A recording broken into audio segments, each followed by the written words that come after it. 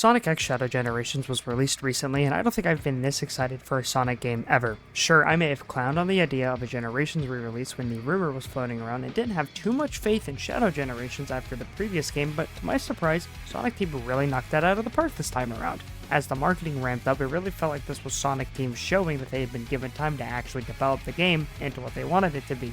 I hope this is the start of something great for this franchise, because it felt good to be unequivocally excited for a Sonic game. Shadow Generations starts off with an optional recap of Shadow's story so far, which was a really nice thing to have as a refresher. Afterwards, you have a cutscene that explains the premise of the game.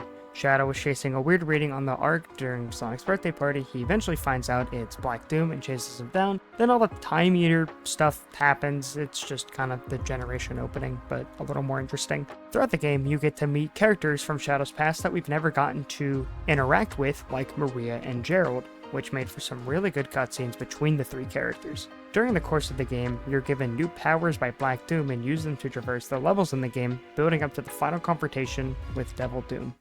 The gameplay of Shadow Generations is probably the best the franchise has seen since the original Generations, honestly. There's only 6 levels, but each level is composed of 2 acts similar to the original, with Act 1 being fully 3D and Act 2 being fully 2D, which is something I feel the original game really should have done. The 3D levels remind me a lot of the adventure level design, which is something I've sorely missed. It makes it feel like a merge between the two gameplay styles, something that I'm willing to accept as long as the level designs remain fun. These levels are huge too, having numerous ways to traverse them and having collectibles along the side routes to encourage exploration.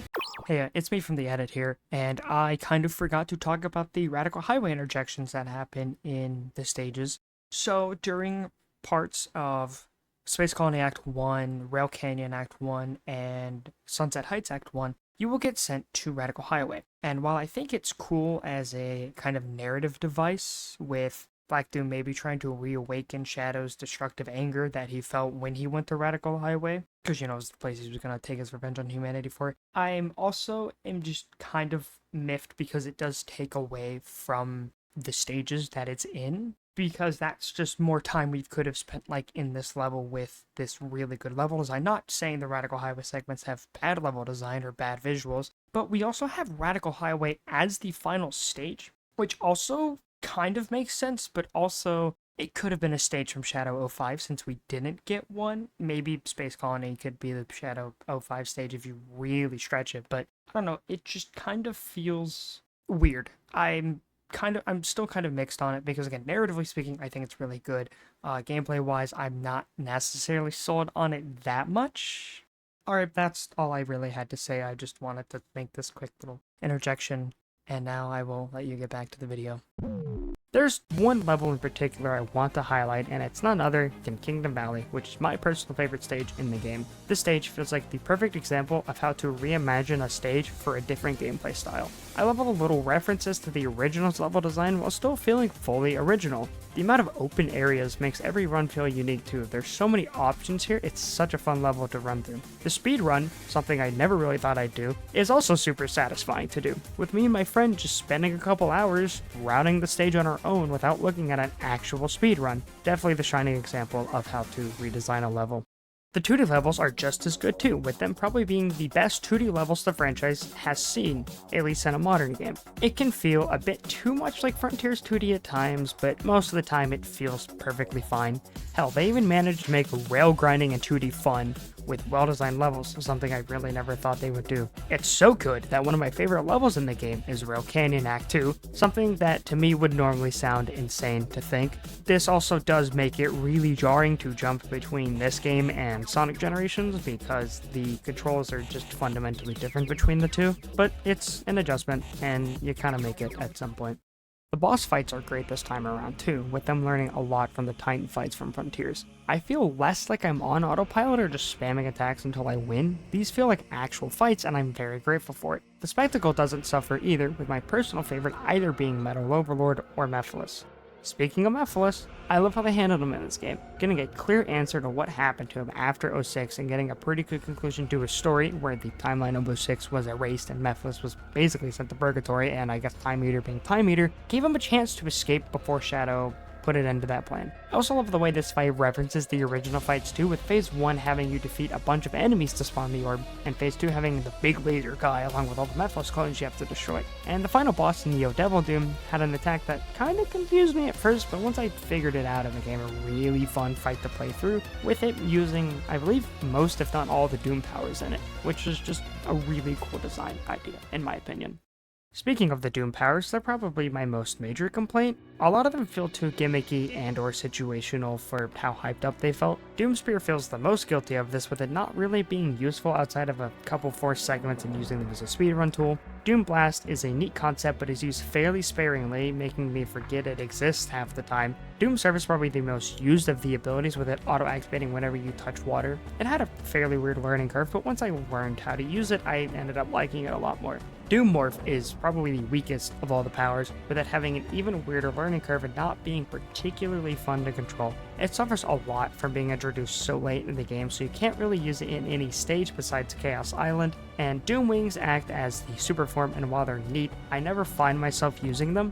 They're not unlocked until you're at the final level in the game, and they just allow you to fly over everything, which is something I personally don't find to be that fun, even though the spectacle is really cool. The remixes are high quality, much like the original generations. My personal favorites are Sunset Heights Act 1 and the orchestral version of Valhalla Shadow that plays during the Neo Devil Doom fight. I never knew that I needed the orchestral version of Valhalla Shadow until I heard it, and I'm still in love thinking about it, even just writing the script and recording this audio. The only remix I'm still mixed on is Kingdom Valley. I'm still not totally sure if I love the electronic instruments they added to it, or if I just don't like them. It kind of depends on how I feel. The visuals I think are the best they've been since Generations, with all the level visuals feeling very faithful to their source material. I think Shadow himself has some weird visuals though, with him looking like he's made out of this weird kind of felt material at times, and this weird glow being on some enemies, most notably this weird kind of orangey glow on Mephiles. I don't really know what happened to that. Some of the cutscenes also have this really weird issue from Frontiers where they're just stretched and look really off for some reason, and I don't know why it happens, but I hope it's something they get to fixing sometime. You know, I feel like there's something I'm forgetting. Something that I haven't seen in Generations.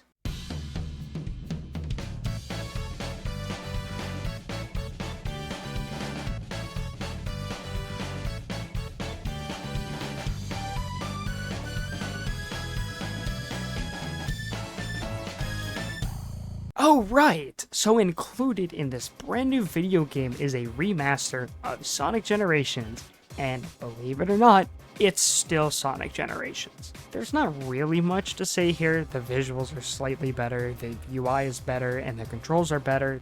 Hell, the PC port's finally fixed after 12 years, so I don't have to run 1.5 million mods to make it function, which is a really good change. Some of the cutscenes got rewrote, which I don't particularly care about because Generations story isn't something I really care about. They added the drop dash, but implemented it weird.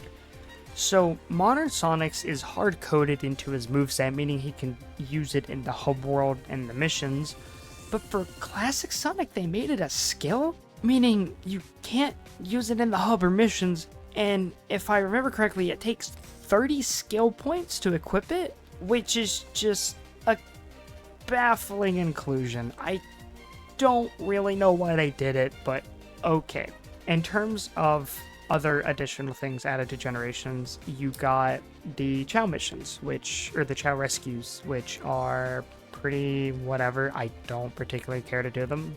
And you also got an adventure skin for pre-ordering, and I think this is the funniest thing they've ever done. And I hope that skins are something they do more of in future games, because like this guy can't even wink properly. It's so unbelievably funny watching him try to wink. It is really peak. I hope this is something that continues going forward.